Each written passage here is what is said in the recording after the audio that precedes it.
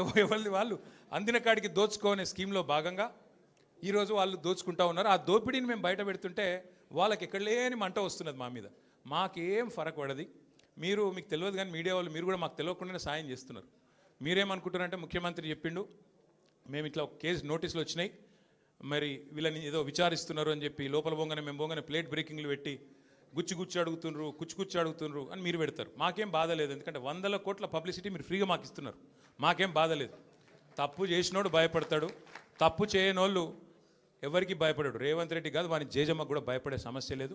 ముమ్మాటికి ఒకటి మాత్రం పక్కా, ఈ కేసు ఇంతటితో మేము వదిలిపెట్టాం.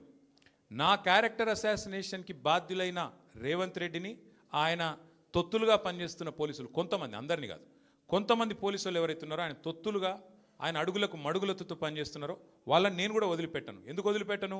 ఎందుకంటే నా వ్యక్తిత్వం హననం చేస్తూ ఉన్నారు. లేని లింకులు అంటగట్టి, లేని రంకులు అంటగట్టి, నాకు ఇష్టం ఉన్నట్టు ఎవరెవరో యాక్టర్లకు లింకులు పెట్టి చిల్లర రాజకీయం ఏదైతే చేస్తున్నారో ఈ విషయంలో నేను మాత్రం వదిలిపెట్టను.